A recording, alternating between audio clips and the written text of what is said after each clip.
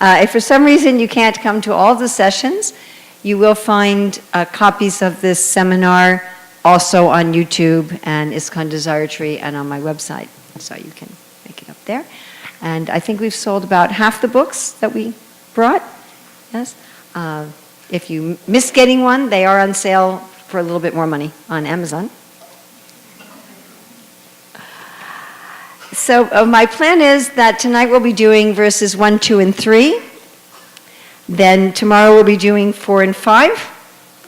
Then on Saturday we have 2 sessions. We'll do 6 and 7 in the morning and 8 and 9 in the afternoon. And then on Sunday morning we'll be doing 10, 11, and 12. All right? And this is going to be somewhat of a fun shop. It's not just a seminar. Is that all right with everybody? Okay.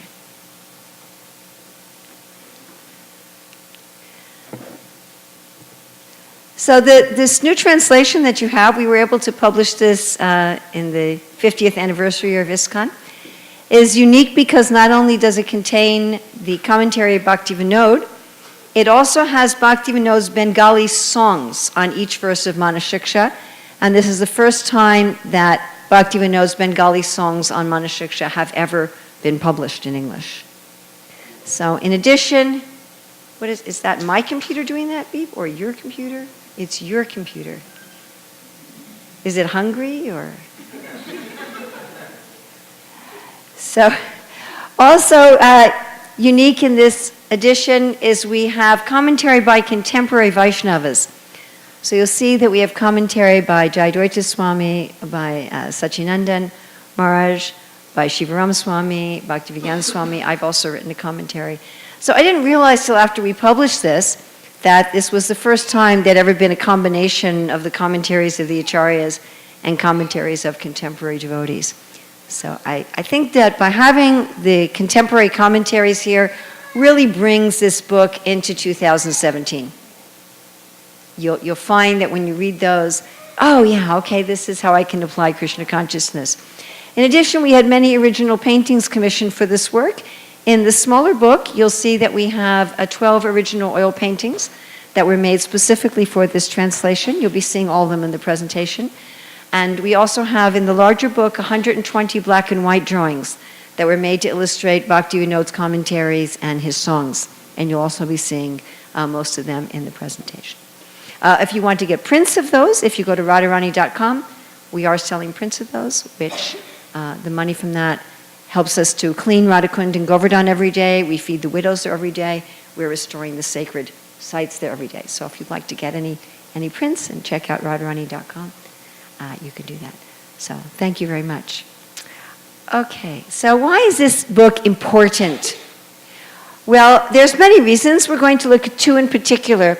One is that Srila Bhaktivinoda Thakur called Manah Siksa a padati. Pada means step, and hati means progress. So this book is a step-by-step guide to achieving spontaneous love for Krishna in Vrindavan. Now, perhaps what's even more astounding is that Bhaktivinoda says that Rupa Goswami tells us what to do, but it's only Raghunath Das Goswami who tells us how to do it. What I found particularly of interest in the Sri Manah Siksa is that Raghunath Das Goswami is delving into the psychology of bhakti. What are the changes that happened in our mind and our consciousness as we progress? And I simply haven't found any other book of our acharyas that gives us that kind of guidance. Another very important reason, and one for which we are happy we were able to publish this on the 50th anniversary year, is you may be familiar that there was a controversy about Srila Bhaktisiddhanta Saraswati, especially started by the Babajis at Radhakund and Shamakund. This is an old photograph of Shamakund. And they claimed that Srila Bhaktisiddhanta Saraswati was not teaching the bona fide path of spontaneous devotion, that he was only teaching regulative devotion. And we find that a similar criticism has been levied at our Srila Prabhupada. In fact, regularly I hear of people saying, well, I can't really find the highest thing in ISKCON. I have to go someplace else. I have to go to the Babajis at Radhakund or this person or that person. So what's very wonderful about this Sri Manah Siksha is it completely resolves this controversy and shows that Srila Prabhupada and Bhaktisiddhanta are indeed teaching the highest path of spontaneous devotion. We'll be discussing that very briefly today in regard to verse 3. I see that most of you have already gotten a book. In the book itself, in the larger book, you'll see that there's a chapter in part 1, if you look at the table of contents, called The Importance of Manah Siksha. If any of you have a book, you can look at volume 2. And you'll see there's a chapter called The Importance of Manah Siksha. Do you notice that? Yeah. Okay. So in that chapter, we deal with this topic in depth.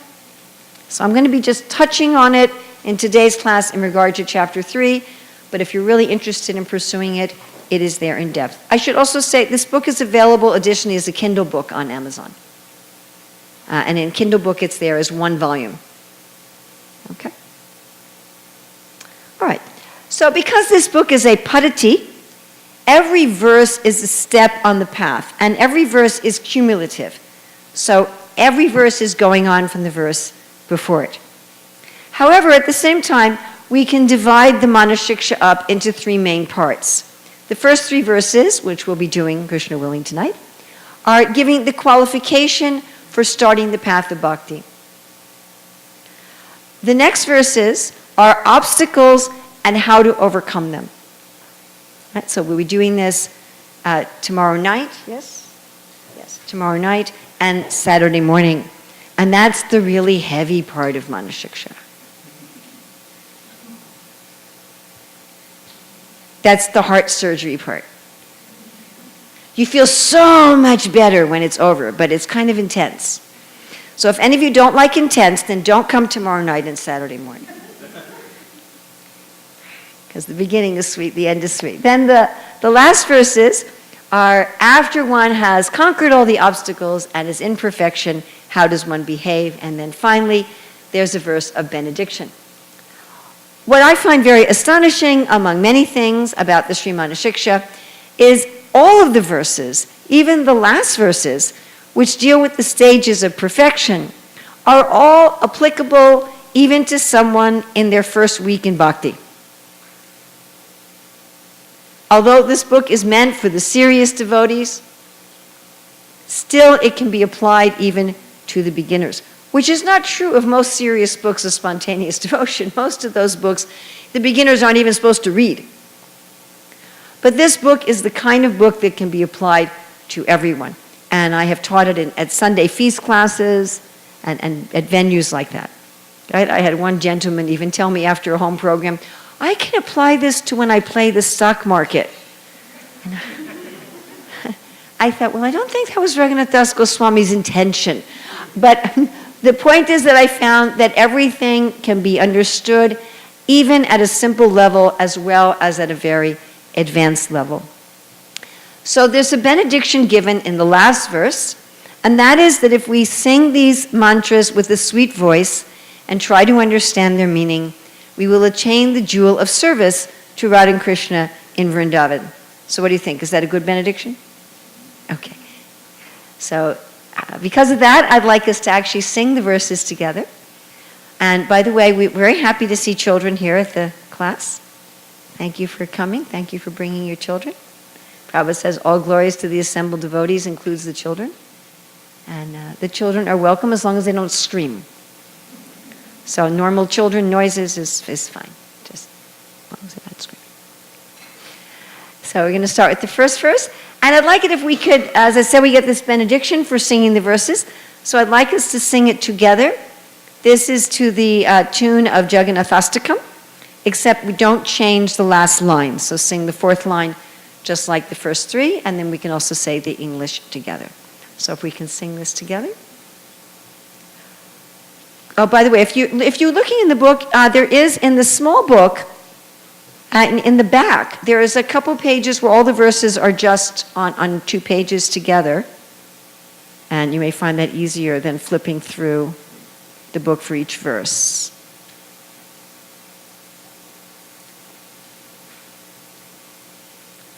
You find 2 pages where we just list the verses together. We've done that, so it's for ease of recitation. Okay, together? Guro goste gostala ishu sujane bhusuragane swamantre shrinamni vrajanavayuva dvandva sharane sadadambam hitva kururatima purvamatitaram Aye swantar bratascha tubirabiya chedrita padaha. All together, English. Oh dear brother, oh mind, having given up all pride, please develop unprecedented and excessive attachment to Sri Guru, to Sri Vrindavana, the abode of cows, to the devotee residents of Vrindavana, to all the devotees on this planet, to the confidential mantra given by Sri Guru, to the holy names of Sri Sri Radha Krishna, and to the process of surrendering to the fresh youthful couple of Raja. Holding your feet, I beseech you with sweet words. You may have heard that Bhaktisiddhanta Saraswati said that we should beat our mind with sticks and shoes, but how is Raghunath Das Goswami speaking to his mind here? Very sweetly. What is he saying? My dear brother, I'm holding your, what is he saying? I'm holding your feet. And I'm beseeching you with sweet words. I'm begging you with sweet words. So sometimes when we deal with a very difficult person, we deal with them sweetly, yes? Confirmed. We don't always just immediately get heavy with them. So here he's starting out very sweetly. Don't worry, he's going to bring out a sick. Okay, on Saturday morning, for verse 6. You'll notice here that we have the word ratim. You see the word ratim? So what does rati mean? Attachment, what else? Power, okay, what else? Bhava, okay. But also is power. Yes, rati and bhava are interchangeable. What else? Who is the personality of rati?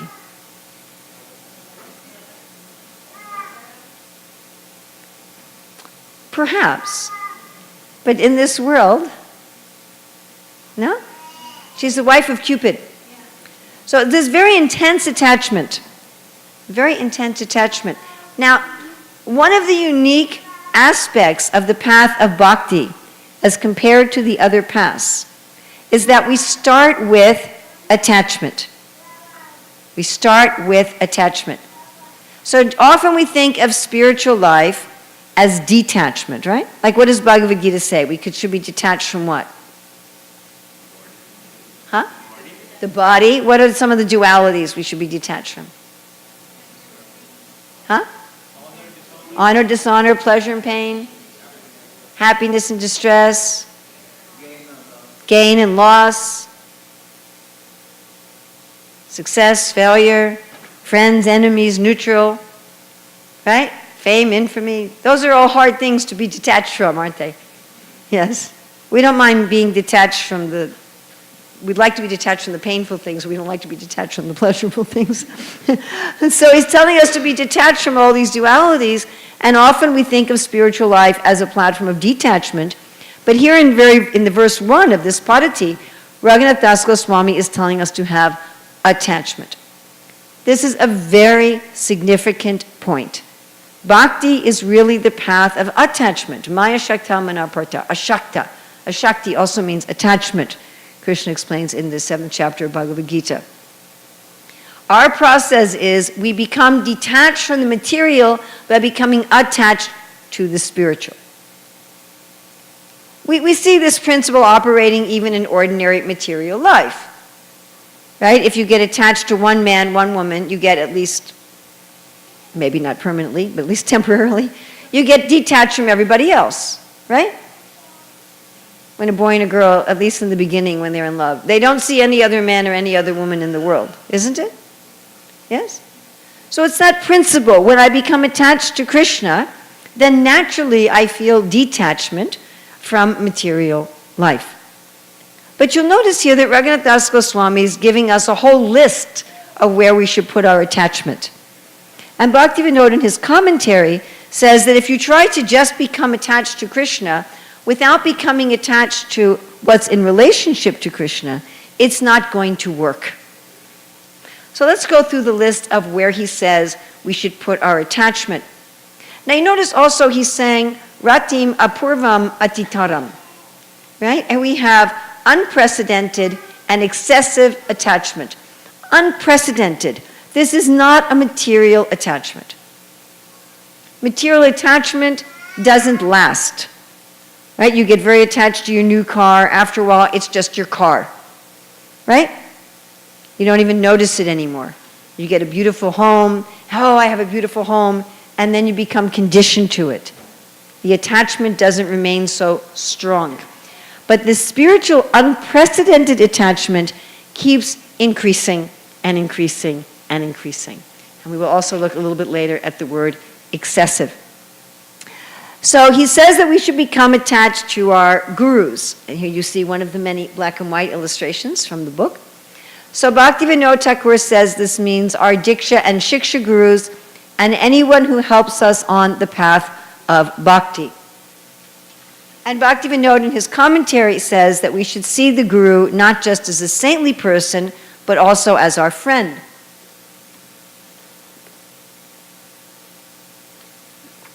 So the first time I met Prabhupada, which was in, guess what city? Chicago. I first met Srila Prabhupada, which was in Chicago, and Prabhupada came for the first Chicago Rath Yatra. So I first saw him when he was sitting on the Vyasasan, giving the Bhagavatam class. I was fanning him for a large portion of the class. And Prabhupada was there speaking very formally as the Acharya. And my realization while I was fanning him was that there was no difference between hearing Srila Prabhupada on a recording and hearing Srila Prabhupada in person. I didn't experience any difference at all, which for me was very reassuring. But it was also a little disturbing because I had wanted there to be something personal. So we were very fortunate. My father, my husband, and I all met with Srila Prabhupada later that morning in his room. And there Srila Prabhupada was speaking with us very casually, very informally. And it was quite clear that Srila Prabhupada had a great love for each of us individually. And we really felt then that Srila Prabhupada was our best friend. In fact, when we left the room, my father turned to me and he said, "Now I know why you've come.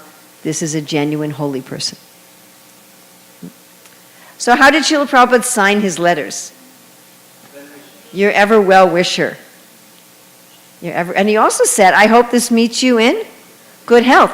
So Prabhupada is our well-wisher on all levels, not even just spiritually, but even in terms of our health. So it's to see the guru not just a saintly person, but as our friend. Not our friend like a buddy kind of friend. Not that kind of a friend. Actually, maybe some of you know how Srila Prabhupada first met Tamal Krishna Maharaj. Have you heard this story? So Tamal Krishna Maharaj, before he was a devotee, he was living in a hippie nudist ranch. And Prabhupada went there to preach. Just imagine this, you know. So Prabhupada went there to preach. So he comes up to Srila Prabhupada without clothes on. And he just slaps Prabhupada on the back and says, "How you doing, Swami?" So, not that we should see the guru as a friend like that. Not like, you know. But we see that this is my well-wisher. And it's so important that the whole Manah Siksa, the first word in Manah Siksa is guru. The first word in Manah Siksa is guru. Then he says that we should have attachment for the process of surrender to the lotus feet of the divine couple. Here Bhaktivinoda mentions that this means we should be one-pointed at the lotus feet of the divine couple, And hold on to that fact, because we're going to look at that in the next verses, how we can be one-pointed to the lotus feet of the divine couple. But Bhaktivedanta Goswami is also saying we should have great attachment for the process of surrender. Now, I found in ISKCON there's some jargon that when we're going through a hard time, we say, I'm getting purified, bro. I don't know what it is that we associate purification almost only with suffering. It's very rare that someone says, I just went through some purification, it was ecstatic. But we should actually be looking forward to the process of surrender and attachment to the process of surrender. By the way, what are we surrendering? Our false ego. When people think about surrendering materialism, they think about their car or their house or something like that. But that's not the problem. The car is not the problem. The problem is the false ego. And we don't want to surrender our false ego because we think it's who I am. We think if I give up my false ego, I won't have any identity. That's why we're all so afraid of death, by the way. Because death, we give up this identity that we've spent our whole life cultivating. You understand? There was an old drama we used to do on the Sunday feast called The Wrong Bank Account.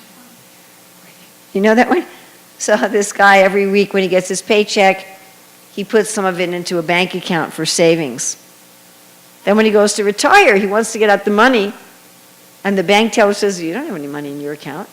He says, every week I was putting in all this money, and he said, you put it into somebody else's account. So our whole life, we're investing in an identity of our body and mind. I am a banker. I am an IT specialist. I am an engineer. I am a doctor. Does that cover all of your careers in the room?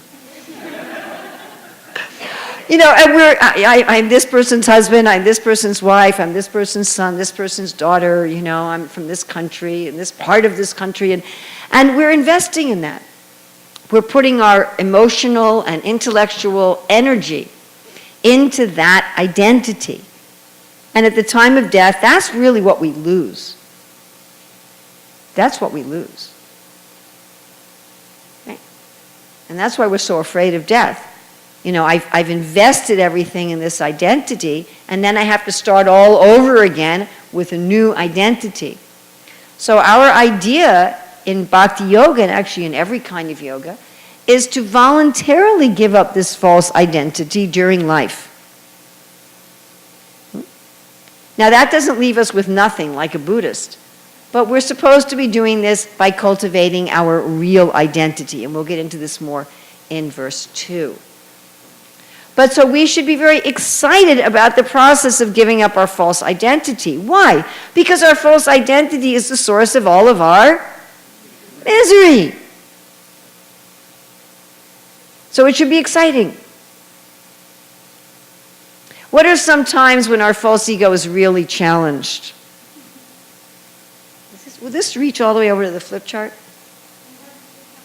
I have a portable mic for that. Do I have a portable mic for that, or is somebody? You have my portable mic. Oh, right.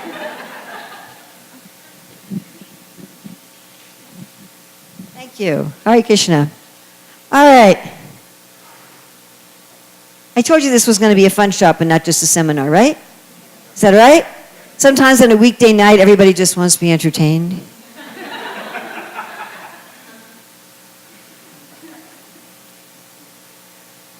So what are some times when our false ego really gets challenged? Somebody gives feedback. Any kind of feedback?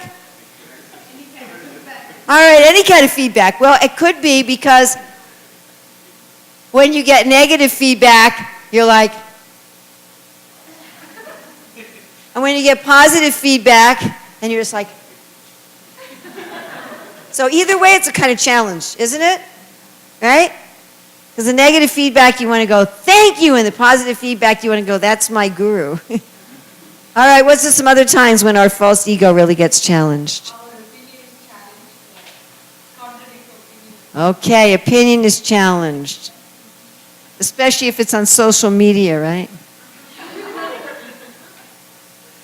Then we have to stay up till 2 in the morning defending our false ego. Yes? We don't get the right result from our actions. Whoa, okay.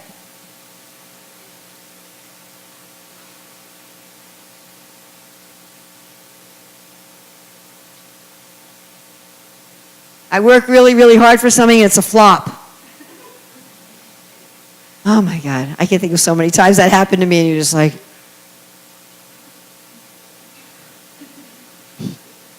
but there's some other times our false ego gets challenged. Yes? Okay.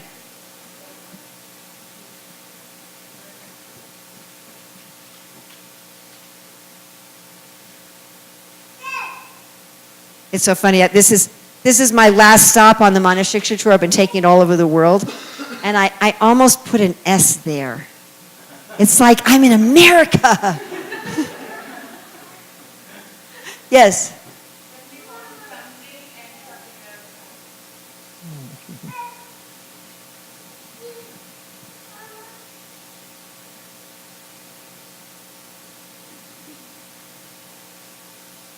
Then we kind of see I'm not the boss, right? Right? Or this one. Then we kind of realize, what was my motive for doing this? It was all just recognition, right? We get so devastated. It's even worse when not only do we not get recognized or not get the credit, but we get blamed. You ever done that? I mean, you've worked really, really hard, maybe for weeks or months to do something, and then all you do is get criticized for it? Right? Some other instances where a false ego gets a beating. Okay, we have inability.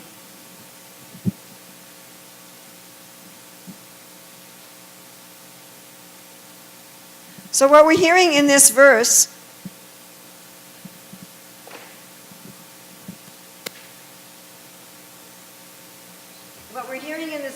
is that we should have great attachment to this process of surrender. We should actually be attached to it.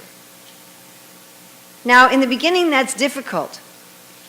Because in the beginning, it's really threatening our identity. It's threatening our sense of self. As we progress in bhakti, we should become more and more and more excited about the opportunities to let go of this false self. That what is distasteful and scary in the beginning should become delightful. And this should be one of the ways to test. Prabhupada said, we don't need to get a certificate from others if we're making advancement. He said, just like when you're eating, you don't need someone else to certify that you've eaten enough. So you can see yourself whether you're advancing. This is one of the tests. That when there's an opportunity for our false identity to be dismantled, we rejoice in it. Then he says to become attached to the holy places. So particularly to Vrindavan, the land of cows. So if we're attached to someone, we should be attached to their place. Most of us are attached to our own place, our ancestral home. You know, everyone has some attachment like that to their home. I remember one time when I was preaching in China, practically nobody spoke English at all, as in like not hello, nothing at all. So when I was in the airport leaving China, there were some people standing in line, and some of them spoke English, and not only did they speak English, they spoke English with an American accent, and not only did they speak English with an American accent, they spoke English with a Northeastern American accent. I was like, yes, my people. So we tend to become very attached to our home, you know, where we come from, or the house we live in, or, you know, even some brahmachari gets attached to his shelf in the ashram. So we should be also attached to Krishna's home. Now, of course, we see that this does not always happen. I think one of the saddest things about visiting the holy places in India is you see how people have so much disregard for the holy place. And as I mentioned, we work with we're running a project where we do daily cleaning at Radhakund, Shamakund, Govardhan. But it's really a problem that people come, they want to get blessings, you know, give me blessings, and then they just throw their trash everywhere. I saw this particularly in Ujjain. So when I was visiting Ujjain, there's a sacred river there, and along the bank of the river there's trees, and the trees had a very odd kind of fruit. And I asked one of the devotees, what kind of fruit is this in the tree? And he said, will you come? We'll show you. So they took me to a place by the river where some brahmanas were doing offerings to the river. So people would come and they pay some money and they say to the brahmanas, please make an offering so I get money or I get good grades or I find a nice girl for my son or something like that. And so the brahmanas have this prayer and they make this offering. And after they finish making the offering to the river, they take the offering tray and they throw it in the river. So the offering tray is made out of woven fibers, natural fibers, and then on it are little clay cups. But the tray and the little cups were each of them covered with plastic. So there was a plastic bag over this natural woven fiber. There was a plastic bag over each of the clay cups. And they kept the plastic bags on, so they just put the offering materials in each of the cups, and after they make the offering, they threw the whole thing in, plastic and all. And when it was the rainy season, the river would go up and these plastic bags would get stuck on the tops of the trees. And then I was there after the rainy season, and so the trees were covered with these multicolored plastic bags. So love for the holy place, of course, means not only in Vrindavan, Mayapur, but it also means here. It also means here. It also means this building. It's not just that we should come and see the deities and, oh, give me some blessings, give me some blessings. But we should try to do something for the place. So I know you're starting to build a beautiful temple, right? Yes? That's the plan, to build a beautiful building? So this is very nice if we have the mood of love for the place. If we really take care of the place. So this means not just doing service for the deities and not just building the place, but maintaining it. Making sure it stays clean, making sure it stays in beautiful order. If you ever get to Hungary and visit our temples there in Budapest and at the farm, everything is cared for so nicely that even, decades after it's built, it looks brand new. Everything is so clean, everything is so well maintained. If there's a problem, it gets repaired. People have love for the place. This also means love for the holy place in our own home. If we have, a shelf or an altar or some place that we've made a sacred place in our home, to take care of the place. Again, we don't just want to, I'm going to do my puja for my deities and then go to work and, I've been to, I don't know how to say this, but I've been to people's homes where you touch the altar and your hand turns black. Or it's covered with little bits of dried flowers and incense ash, and no one ever takes care of the place. They simply think, oh, I'm going to worship God on the place, but not the place. It would be something like if you had a guest to your house and you fed them nice food, but you made them sleep in a dirty bed. So we should have much attachment to Krishna's place. Then he says that we should have attachment to the devotees, and Raghunath Das Goswami gives us here 3 categories of devotees for whom we should have unprecedented attachment. The first category are the devotees who always live in meditation in Vrindavan. Now he just says live in Vrindavan, but Bhaktivinoda in his commentary explains this means live in Vrindavan in meditation. So how many of you have been to Vrindavan in India? Okay, almost everybody. So I know when I've gone there, I found it sometimes a little confusing that, okay, everyone who lives here is a Vrajvasi. Did you have that problem? Especially if you actually walked around, if you didn't just stay in the MVT. If you really... my kids lived at Govardhan for a long time. I spent 3 months living in the village at Govardhan, and I was very confused. How are all these people actually Vrajvasis? So I really like what Bhaktivinoda says in his commentary here, that to live in Vrindavan means you live there in meditation. It's not geography. In the early days of the movement, we had this idea that only if you lived in the temple ashram were you really a devotee. We had this idea of geography. If you slept in the temple ashram, you were an Uttama Adhikari, and if you slept across the street, you were a Majjhima Adhikari, and if you slept, 2 blocks down the road, you were a Kanista Adhikari. We really thought like that. I'm not kidding. I'm really not making this up. So we may think like that also, that if you geographically live in this place in India, you're a more elevated soul than if you live here in Illinois. But that's not necessarily true. You can be living here, and you could be a Brijbasi if you're in meditation on the Holy Dham.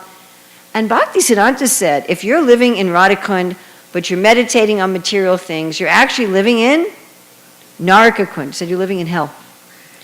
And Prabhupada was asked once in Hawaii, can you make more advancement if you live in the temple? Prabhupada said that depends on whether or not your mind is on another subject matter. So one should have great love for those who live in Vrindavan in meditation. Of course, if they also live physically in Vrindavan, that's very nice. Then he says we should have great love for the Vaishnavas on earth. This means the serious practitioners of any tradition. This is the principle that everyone who loves God should love everyone who loves God.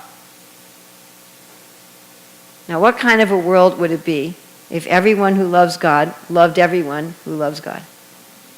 What do you think? And this is just verse 1 of Manah Siksa. Then he says we should also love the Brahmanas who teach Varnashram. So Varnashram means the codes of morals and ethics, how to behave in the world. And most religious teachers of any tradition are really just teaching on that level.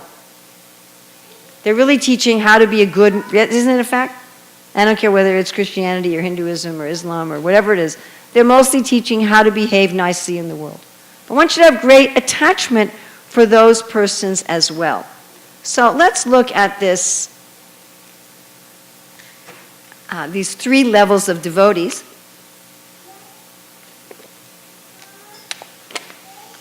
For whom we should have attachment.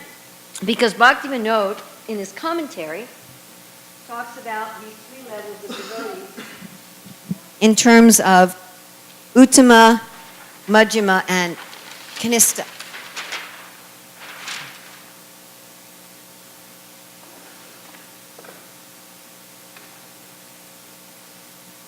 So you've heard those terms before, right? Yes? Bless you.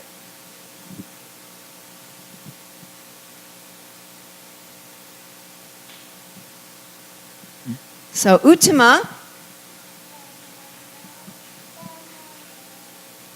Majjhima, and Kanista. Now Uttama really just means above ignorance. It means the highest, best. And Majjhima literally means just what? Middle. Intermediate. And Kanista means unsteady, literally. So it means the beginner.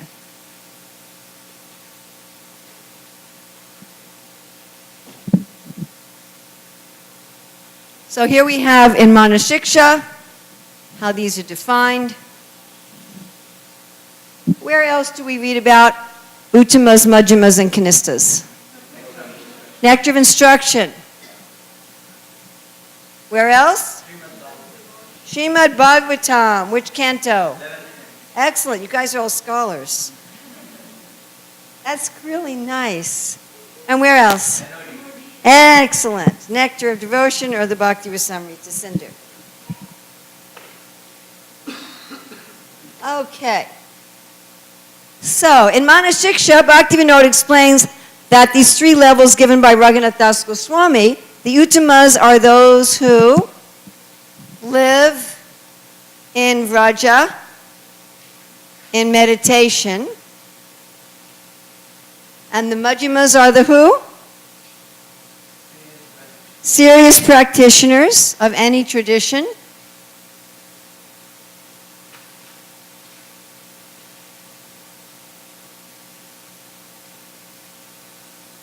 And the beginners are Brahmanas who teach Varnashram.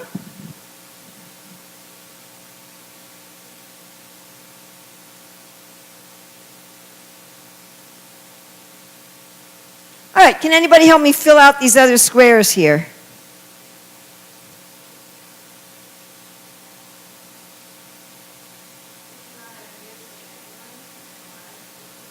Okay, so no inclination to criticize, right?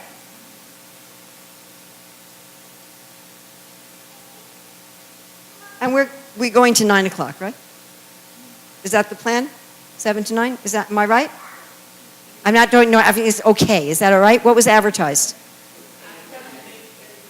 8:30. Okay, then we're not going to do 1, 2, and 3. We're going to do 1 and 2. Okay, and what else in NOI?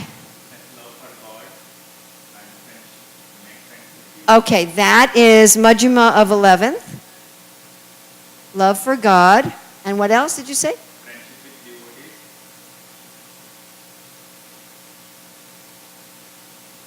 And what else? Huh? Compassion for innocence.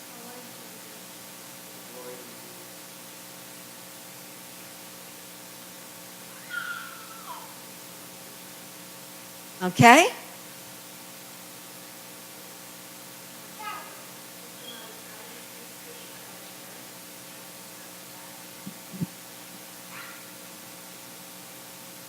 Sees Krishna everywhere. And himself is the lowest.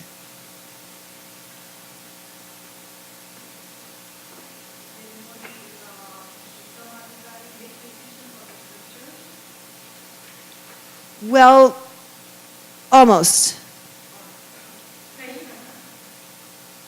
You're like within a fraction of an inch. What? Okay, can you tell me the details at all?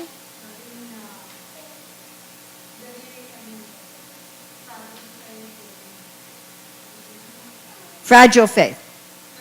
Yeah. Fragile faith in, well, specifically, Shastra. And can be convinced by others.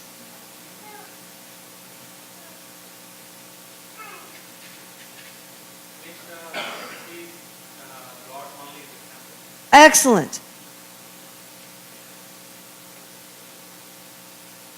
Sees God only in the temple and doesn't know how to do what?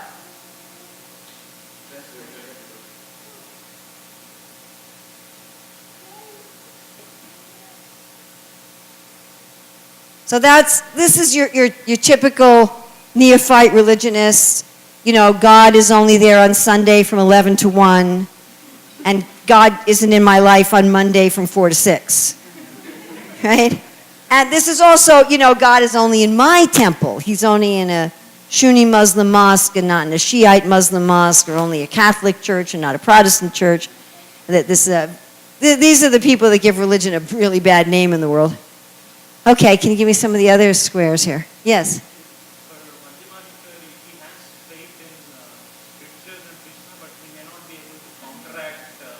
Okay, good. Okay, so he has strong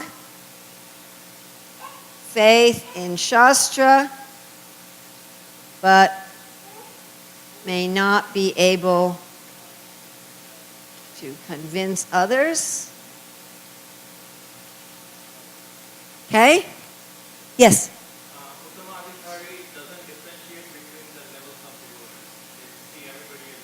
Yes, that's here. Sees Krishna everywhere, himself in lowest, everyone as highest. Yes. Everyone equal. Okay. Yes? Yes, but that's not in any of these. Although it's something like what's here. It's not exactly never falls down, but it's almost, again, you're like within a hair of how Rupa Goswami explains it. Yeah? Yes, yes, what? Yes.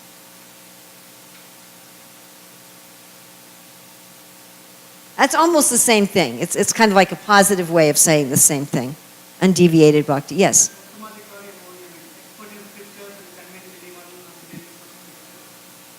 Expert in Shastra and can convince others. And firm faith, right? Okay, we just have two more here.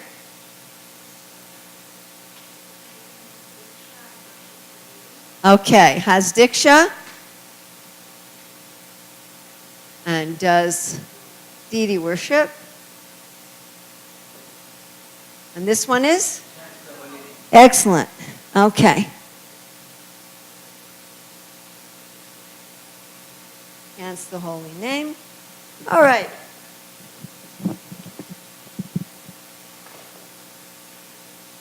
So we can see that these are looking at advancement in different areas. So like this one, what is this looking at advancement in? Specifically, knowledge and faith. Yes, so this is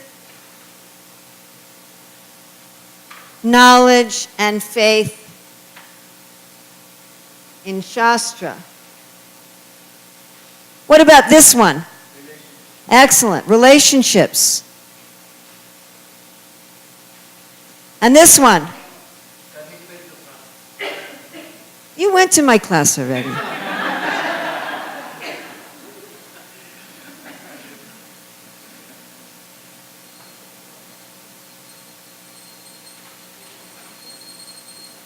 Okay, and this one is interesting.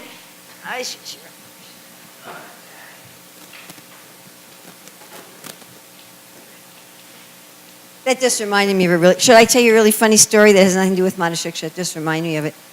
In Alachua many years ago, we had our first education conference. I think it was the first time we had a real professional seminar type conference in the Hare Krishna movement ever.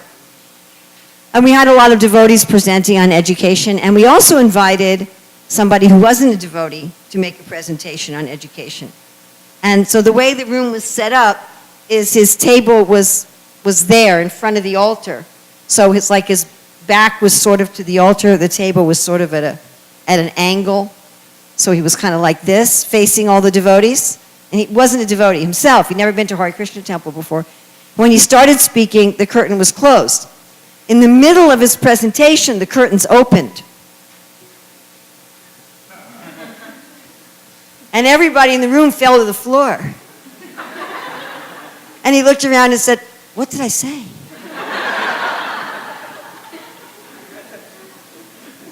Okay, so in Manah Siksa, what is this one you're talking about? You can see it's talking about people's conception of God, their conception of perfection. The Brahmanas who teach Varnashram, they're understanding God as the creator of the world, morals and ethics in the world. And these people, they're serious practitioners, but they may not understand Krishna in Vrindavan. They may understand God just as the Father or maybe Vaikuntha. And these people understand Krishna in Vrindavan. So they're object of worship. And we can see here that you could be a Kanista in one area and a Majjhima in another area, couldn't you? Right? I mean, let's say you're always meditating on Krishna in Vrindavan, but you really can't convince others of the scriptures. Or maybe even your faith in the scriptures is weak. Or maybe you only started to chant the holy name. And could you have taken Diksha and doing deity worship, but not know how to treat the other devotees? Could you even have strong faith in the Shastra and be able to convince everybody and not know how to treat the other devotees? So, of course, at a certain point, one becomes an Uttama in everything, but it is certainly possible to be an Uttama in one way and a Majjhima or a Kanista in another.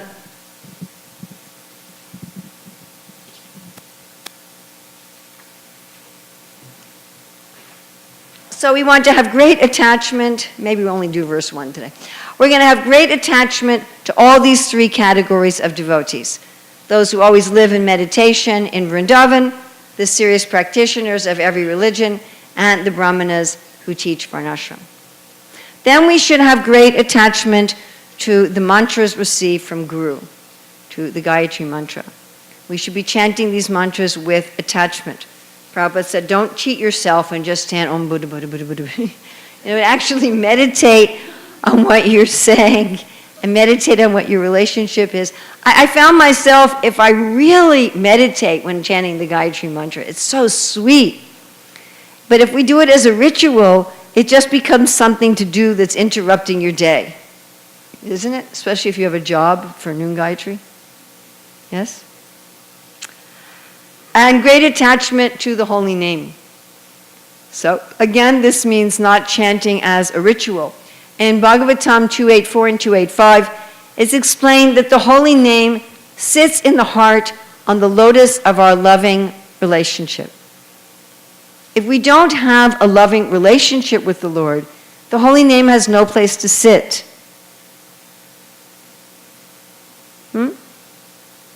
You're inviting the holy name in, but there's no place to sit.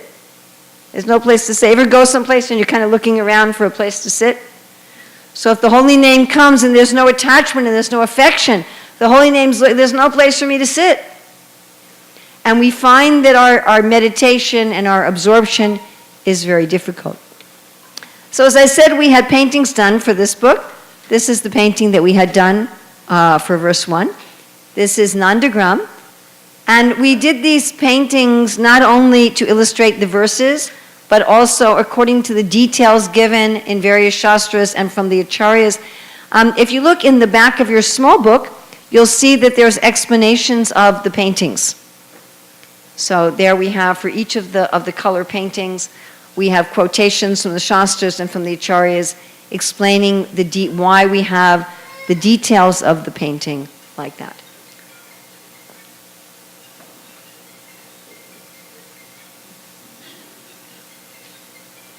So unless you're expecting a call from the Queen of England, can you put your phones on vibrate, please? If you don't know how to do it, just ask one of the children and they will show you. So many people think that this is all that's required. I just have to have love.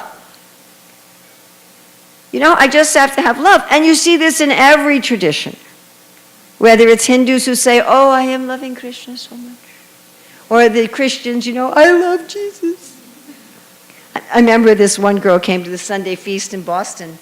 Gosh, how long ago was this? A long time ago. What year was this? 76, I think. And she said, well, I don't know if I want to take up Krishna consciousness.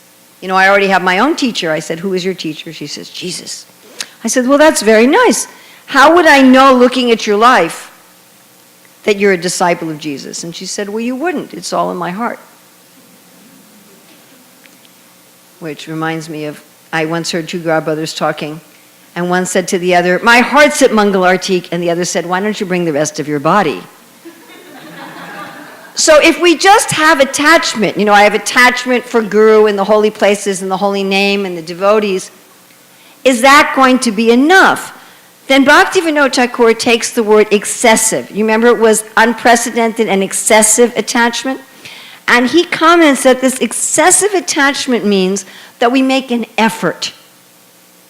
If someone says they love you and they never do anything for you, that's not really love, is it? If they never demonstrate it.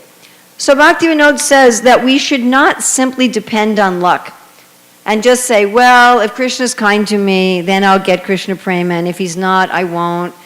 But no, we should actually make a great endeavor. We should make a great endeavor. We should take up the process seriously. So someone may think, well, that's all that's required. Love and endeavor, devotion and service, devotional service. Okay, that's it. I don't need anything else. But in this first verse, and remember this is a padati, it's step by step.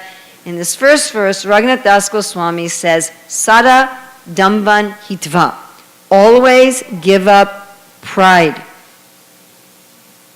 Now, my dear friends, you're going to see this as a running theme through Manah Siksa. Those of you who stick with us the next few days, or even if you don't, if you read the book on your own, you will see that this is a main theme of Manah Siksa, to always give up pride. Now, you may ask, Sada, always, or completely give up pride in verse 1, and this is a padati.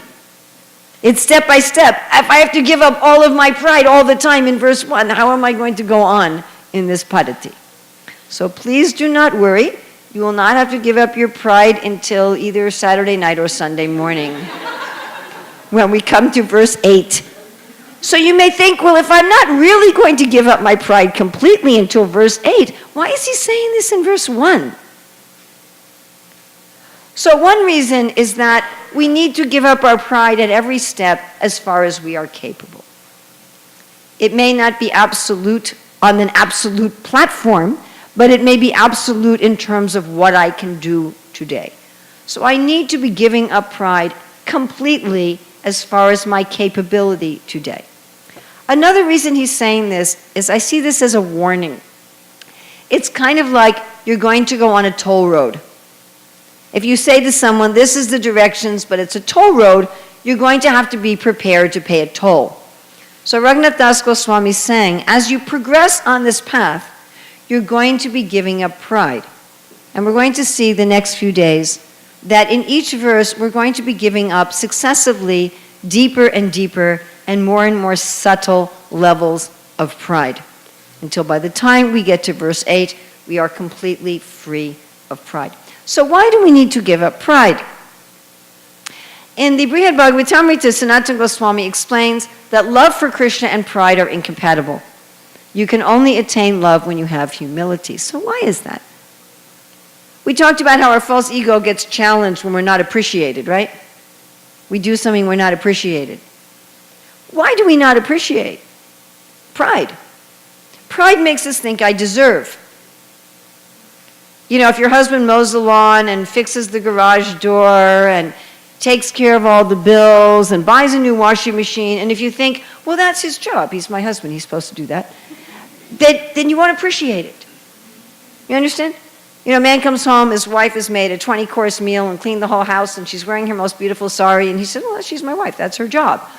And then there's no love. You understand? As soon as we have this pride, we have a sense of deservedness.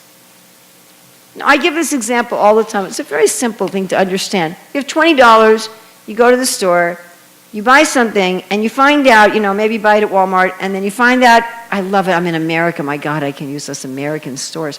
And then you find that it's on sale at Target for only $5. How do you feel?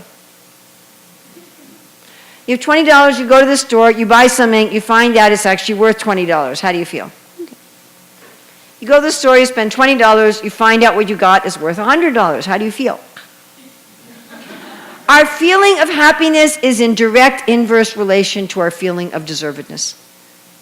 The more we feel we deserve something, the more we feel we're owed something, the less we enjoy it.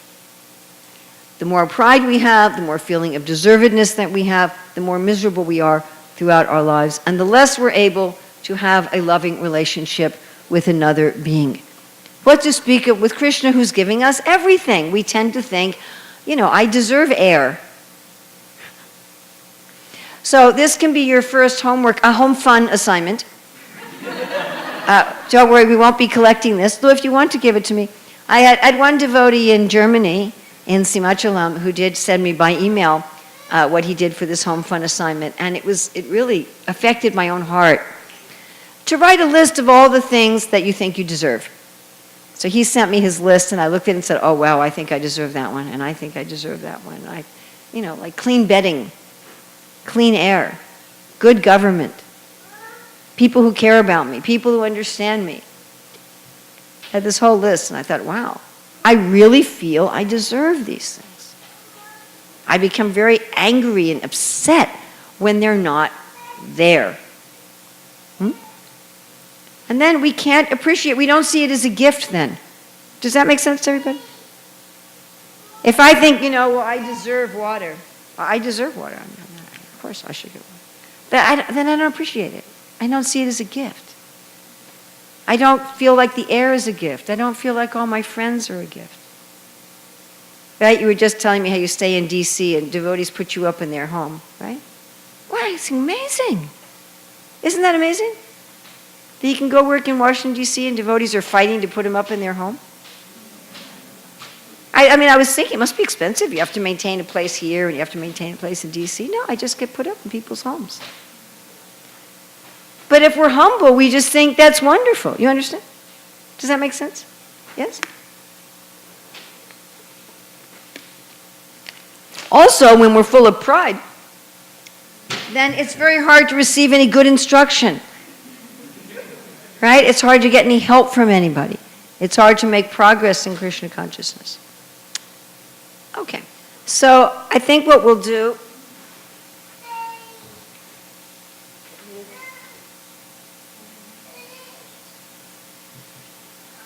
I think we'll just end. I want to make sure, especially on a weeknight, that we don't go too late.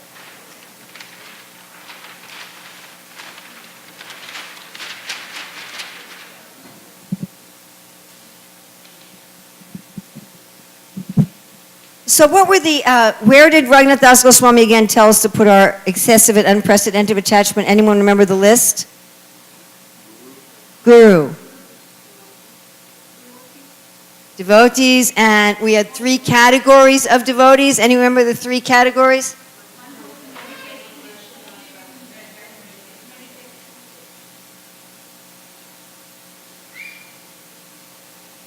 And the middle category?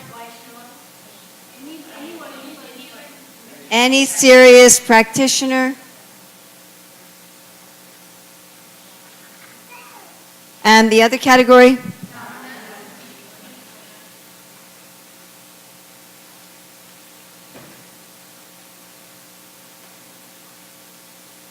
In other words, any spiritual teacher who's teaching about proper worldly behavior. Okay, where else should we have attachment? Holy places. Where else? Holy name. Process of.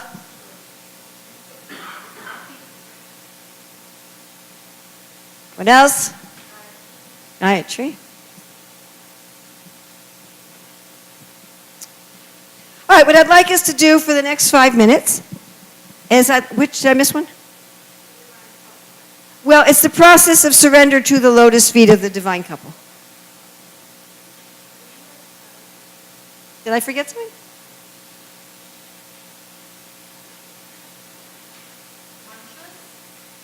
That's Gayatri.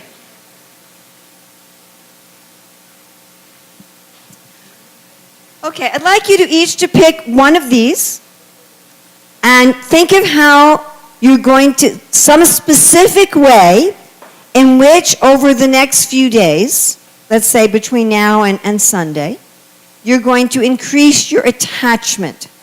So I can give you a simple example, something I decided to do many years ago. It was on Prabhupada's disappearance day, when I decided that whenever I said the pranam mantras to Srila Prabhupada, I was going to say them clearly and distinctly, and I was going to think about what they meant. It's so easy to just go to Mom, right? And you didn't know what you said. So I decided I was going to say them distinctly and think about what they meant, and it really, doing that simple thing really increased my attachment to Srila Prabhupada. It only probably took me an extra 2 minutes a day total. You know, and I was going to be saying my obeisances to Srila Prabhupada several times a day anyway. So I wasn't adding like an extra thing to my life. I was adding an extra quality of something to my life. So if you could think about and share it with a neighbor.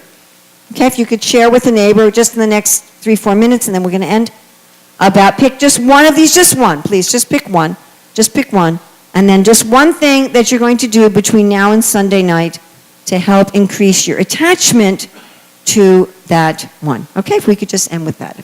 Please, if you could talk with a neighbor, just the next 2, 3, 4 minutes.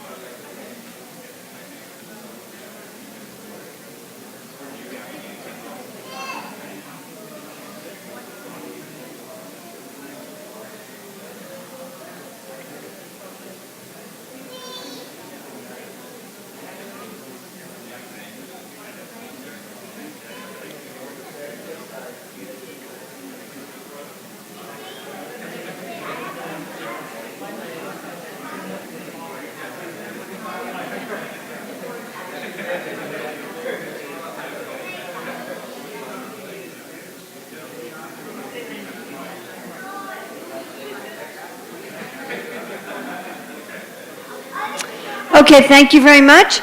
So we will see you tomorrow, and we started a little late today because so many people wanted books at the beginning of the class, which was wonderful, but I do plan to start exactly on time, 7 o'clock tomorrow. Yes? I don't want to do that on a weekday. I could go a little later tomorrow night, but not tonight. People have work and stuff tomorrow, and I really like to respect people's early morning time. So we'll see you tomorrow promptly at 7. If you know of anybody who wants books, we didn't bring that many here, so already half of them are gone. So you can please let them know to get them tomorrow. Thank you very much. Raghunath Das Goswami ki jai. Bhaktivinoda Thakur ki jai. Srila Prabhupada ki jai.